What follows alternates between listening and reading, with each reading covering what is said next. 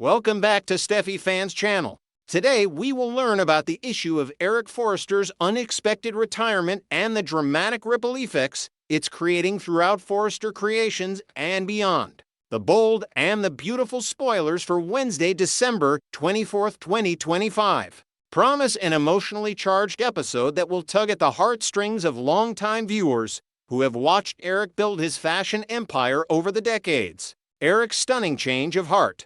The retirement party that Ridge organized for his father was meant to be a celebration, but it turned into one of the most awkward moments in Forrester Creations history. Eric walked into the office expecting a normal day of sketching and designing, only to find himself surrounded by colleagues, family members, and champagne glasses raised in his honor. The confusion on his face was evident to everyone in the room. Ridge had made a critical error in judgment by assuming his father was ready to step down from the position he'd held with such pride and passion for so many years. The initial confrontation between father and son was tense and uncomfortable. Eric felt blindsided and betrayed by Ridge's presumption. How could his own son make such a life-changing decision without consulting him first? The patriarch of the Forrester family was not ready to hand over his sketching pencil to anyone, let alone be forced into retirement without his consent. Ridge immediately recognized his mistake and expressed genuine regret for the way he handled the situation. The damage, however, had already been done, and the tension between them hung heavy in the air. But something remarkable happened in the days following that disastrous retirement party. Eric began to reflect deeply on his position at Forrester Creations and the changing landscape of the fashion industry. The man who had once declared he would never stop designing started to see things from a different perspective. Perhaps Ridge had a point, even if his execution was terribly flawed.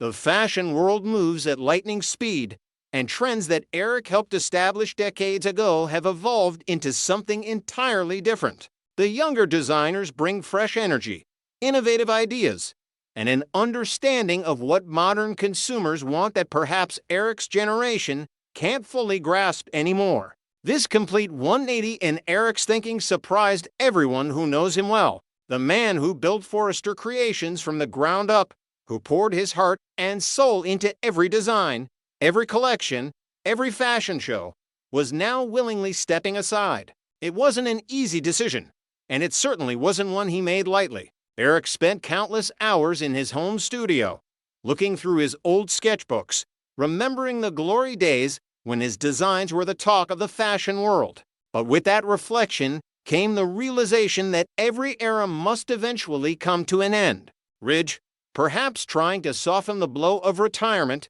assured his father that the door would always remain open. Eric could return to design whenever inspiration struck him, whenever he felt the creative urge to pick up his pencil again. It was a generous offer, one that seemed to provide Eric with some comfort.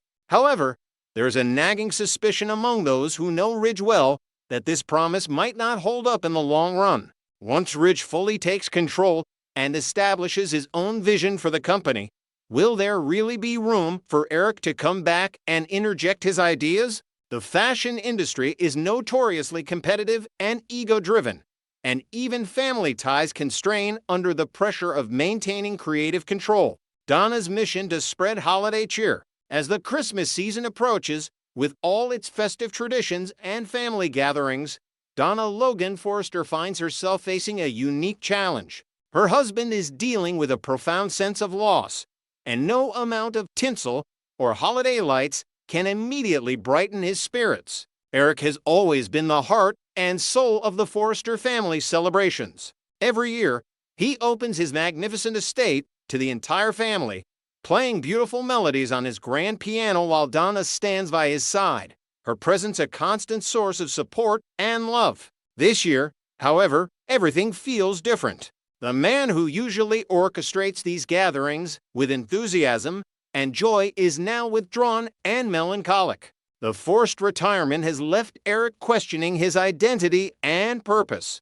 For so many years, he was Eric Forrester, legendary fashion designer and founder of Forrester Creations. Now, who is he? Just another retiree with nothing but time on his hands and memories of past glories? These existential questions weigh heavily on his mind, making it nearly impossible to muster any excitement for holiday festivities. But Donna is not one to give up easily, especially when it comes to the man she loves. She knows Eric better than anyone else, understands the depths of his pain, and recognizes that what he needs most right now is to be reminded of what truly matters in life. Fashion may have been his career, but family, love, and connection are what give life real meaning. Donna has always possessed a special kind of magic when it comes to Eric. Her warmth, her genuine affection, and her unwavering belief in him have pulled him through dark times before, and she's determined to do it again. Donna's powers of persuasion are legendary within the Logan family. She has a way of making people see possibilities they never considered before, of finding hope in seemingly hopeless situations. As Christmas Eve approaches, she'll pull out all the stops to ensure that Eric doesn't spend the holiday wallowing in self-pity. Whether it's reminding him of all the wonderful memories they've created together, encouraging him to focus on the family members who love him unconditionally, or simply holding his hand and letting him know that his worth isn't defined by his job title, Donna will find a way to reach him. The final farewell to an era. Wednesday's episode promises to be particularly emotional as Eric makes what could be his last trip to the Forrester Creations office as an active member of the company. He's already handed over his stapler to Ridge in a symbolic gesture that was both touching and heartbreaking. That simple office supply had sat on Eric's desk for decades, witnessing countless design breakthroughs, important business decisions, and pivotal moments in the company's history. Now it belongs to Ridge, representing the official transfer of power from one generation to the next. However, there's so much more to pack up than just office supplies. Eric's office is a treasure trove of memories, accomplishments, and tangible evidence of a career that spanned multiple decades and influenced the fashion industry in immeasurable ways. As he walks through that door one last time, he'll be confronted with physical reminders of everything he's built and everything he's now leaving behind. The walls are adorned with framed designs from some of his most iconic collections, sketches that became legendary pieces worn by celebrities and fashion icons around the world. There are awards and accolades lining the shelves, each one representing a moment when the industry recognized Eric's genius and innovation. Industry publications crowned him Designer of the Year multiple times. Fashion councils honored him with Lifetime Achievement Awards. His peers nominated him for prestigious honors that most designers can only dream of receiving. Each trophy, each plaque, each certificate tells a story of triumph, creativity, and the respect he earned from everyone in the fashion world. The photographs scattered throughout his office capture moments, both professional and personal. There are pictures from fashion shows where models strutted down runways wearing Eric's designs while audiences applauded enthusiastically. Images of Eric shaking hands with fashion magazine editors, celebrities, and industry moguls who sought his expertise and guidance. Family photos showing happier times with Ridge, Thorne, and other loved ones who have been part of his journey. Looking at these frozen moments in time will undoubtedly flood Eric with a tidal wave of emotions, nostalgia mixing with sadness, and perhaps even some regret. The process of packing up these items will be slow and deliberate. Eric will handle each object with care, remembering the story behind it, the context in which he received it, and what it meant to him at the time.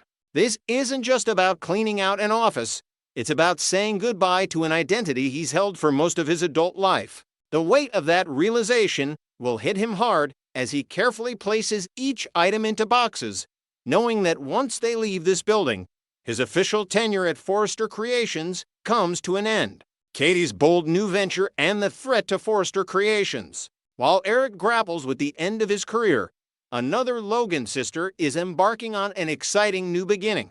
Katie Logan Spencer is in the process of establishing her own fashion house, and the possibilities are endless. She's currently in the brainstorming phase, trying to come up with the perfect name that will capture the essence of her brand and resonate with consumers.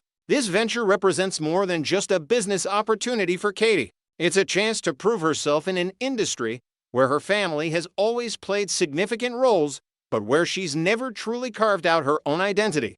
Brooke Logan Forrester and Ridge Forrester, comfortable in their positions at Forrester Creations, are not taking Katie's new fashion house seriously. They see it as a cute hobby, perhaps even a vanity project that will fizzle out once Katie realizes how difficult and competitive the fashion industry truly is. Their dismissive attitude stems from a combination of arrogance and genuine belief that Forrester Creations is too established, too powerful, and too well-connected to be threatened by a startup company run by someone with limited fashion industry experience. But this underestimation of Katie could prove to be Bridge's biggest mistake. Katie has something that many new businesses lack: determination, business acumen, and intimate knowledge of Forrester Creations' operations and vulnerabilities. She's spent years watching how the company operates, learning from both its successes and failures, and understanding what makes a fashion house truly successful in today's market.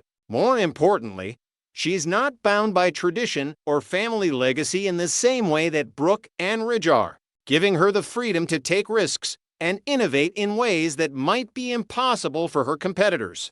The timing of Katie's venture couldn't be more strategic. Forrester Creations is in a state of transition, with Eric's retirement creating uncertainty about the company's creative direction. There's also the matter of Deacon Sharp losing his position, adding to the instability within the organization. These disruptions create opportunities for competitors who are paying attention and ready to capitalize on moments of weakness. Here's where things get really interesting and potentially devastating for Forrester Creations. What if Katie approaches Eric about joining her new fashion house? The legendary designer, feeling undervalued and pushed aside by his own family, might be receptive to an offer that would allow him to continue doing what he loves without the family drama and corporate politics that have made his final days at Forrester Creations so painful. Eric's name alone would give Katie's fashion house instant credibility and draw attention from buyers, press, and industry insiders who respect his decades of experience and proven track record of success. Beyond Eric, there are other talented individuals who might feel underappreciated or insecure about their futures at Forrester Creations. Deacon, for example, has skills and industry connections that Katie could leverage for her new venture. If she starts systematically recruiting the best talent away from Forrester Creations, offering them better opportunities, more creative freedom, and a stake in building something new and exciting, she could effectively cripple her competitors. A fashion house without talented designers, skilled craftspeople, and experienced industry professionals is just an empty building with expensive equipment and no one to use it. Bridge might not be concerned about competition now, but they should be watching Katie's moves very carefully. In the fashion industry, fortunes can change quickly. Established brands fall from grace, while newcomers disrupt the market and capture consumers' imaginations. If Katie plays her cards right, assembles the right team, and creates designs that resonate with modern buyers, she could pose a legitimate threat to Forrester Creations' dominance.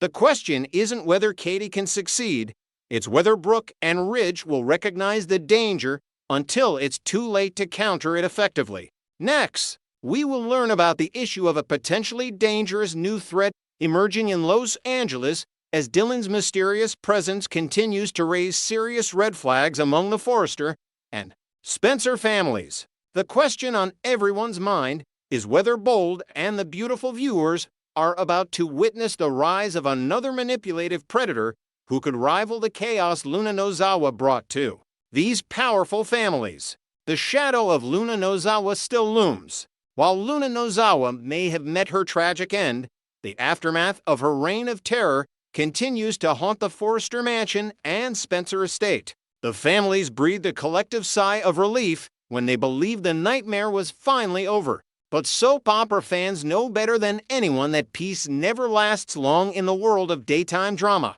The circumstances surrounding Luna's death were already mysterious and controversial, involving a fatal hit-and-run incident that seemed almost too convenient in its timing.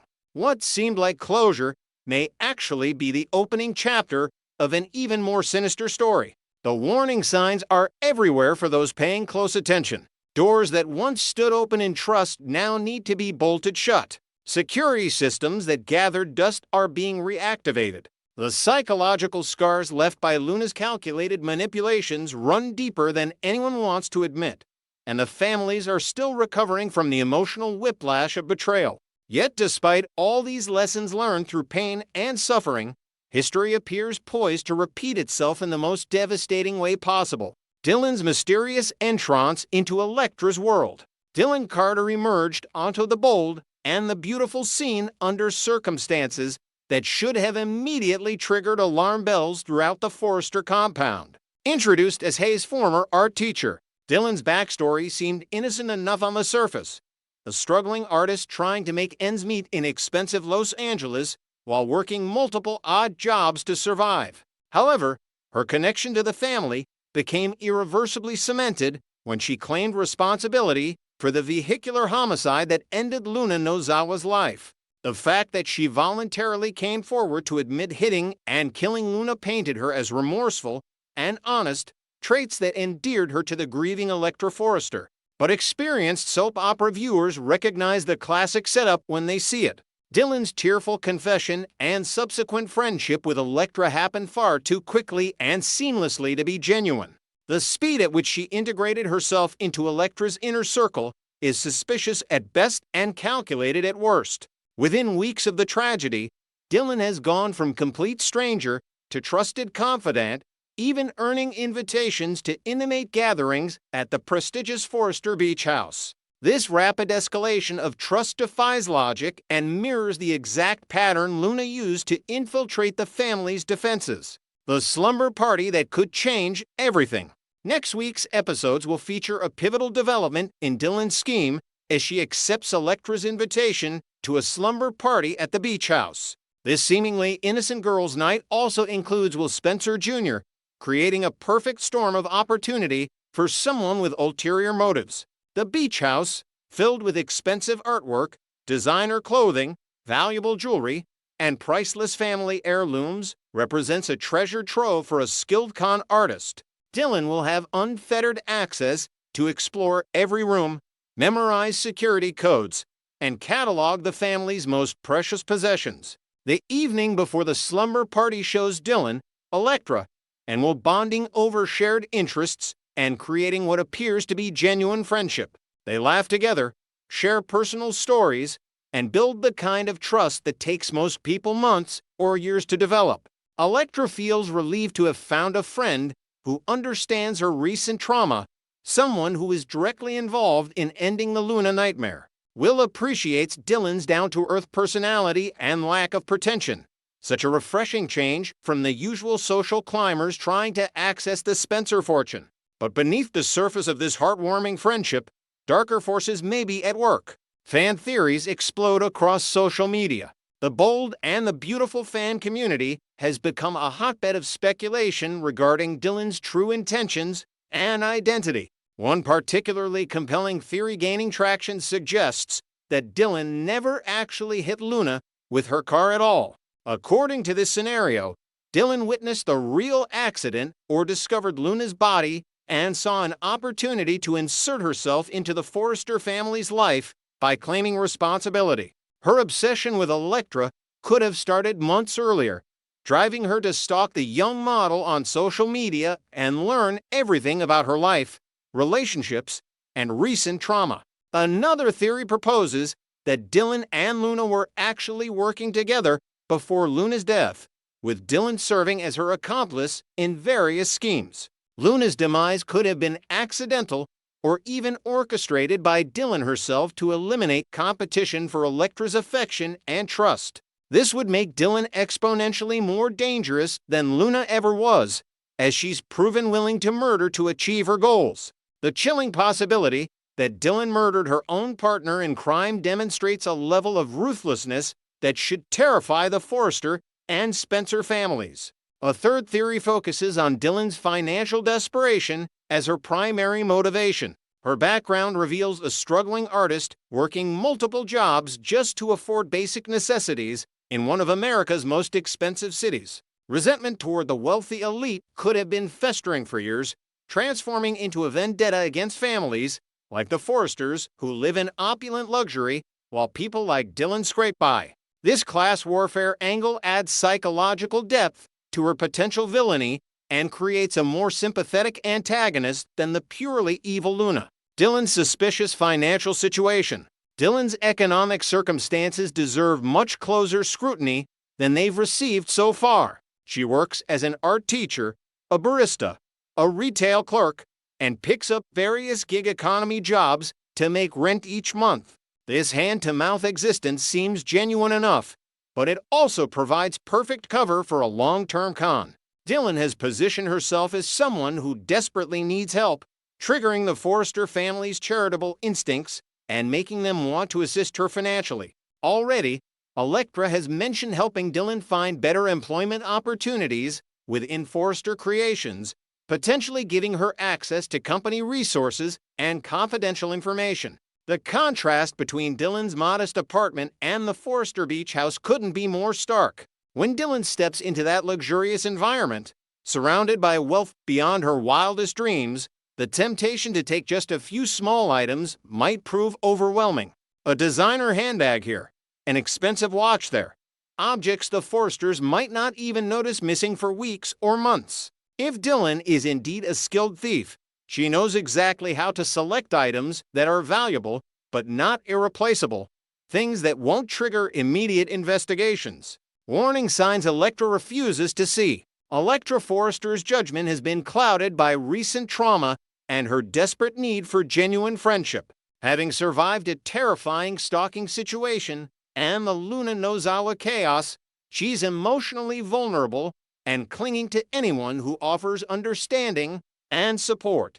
Dylan recognized this vulnerability immediately and exploited it with surgical precision. Every conversation they have reinforces Dylan's position as Elektra's savior and protector, the person who literally removed the threat from her life. But several red flags should have caught Elektra's attention by now. Dylan's story about the accident contains inconsistencies that don't quite add up. The timing seems too convenient, occurring exactly when Elektra needed rescue from Luna's schemes. Dylan's eagerness to be involved in every aspect of Elektra's life goes beyond normal friendship, crossing into obsessive territory. She texts constantly, appears wherever Elektra goes, and has memorized details about Elektra's schedule that weren't shared in conversation. These behaviors mirror classic stalker patterns, yet Elektra interprets them as signs of a caring friend. The parallels to Luna are undeniable. The irony of this situation cannot be overstated. The person who allegedly ended Luna's reign of terror might actually be worse than Luna herself. Both women came from modest backgrounds and targeted wealthy families for their own purposes. Both used deception and manipulation to gain trust and access. Both recognized vulnerabilities in their targets and exploited them without remorse. The main difference is that Luna acted impulsively and emotionally, while Dylan appears to be executing a carefully planned long-term strategy. Luna's downfall came from her inability to control her emotions and her tendency to make reckless decisions under pressure. Dylan has shown no such weakness so far. She remains calm, collected, and always 3 steps ahead of everyone else. This calculated approach makes her infinitely more dangerous because she won't make the same mistakes that exposed Luna's true nature. Dylan has studied Luna's failures and learned from them, creating a more refined and sustainable con that could last for years if left unchecked. What comes next for the Forrester family? As Dylan settles in for the slumber party at the beach house, the stage is set for either a major theft, a shocking revelation, or the beginning of an even more elaborate scheme. Will Spencer Jr.'s presence adds another dimension to the danger, as Dylan could target both the Forrester and Spencer fortunes simultaneously. The family's finest china, jewelry, and artwork will be within arm's reach of someone who might have spent weeks planning exactly how to steal them without detection. The real question is whether anyone will recognize the threat before it's too late. Will Ridge and Brooke notice Dylan's influence over their granddaughter? Will Bill Spencer's street smarts detect something off about this new friend? Or will Elektra have to learn another painful lesson about trusting too quickly and ignoring obvious warning signs? The bold and the beautiful writers have set up a masterful slow burn mystery that could explode in spectacular fashion at any moment, leaving viewers on the edge of their seats wondering when Dylan's true colors will finally be revealed to the unsuspecting Forrester family.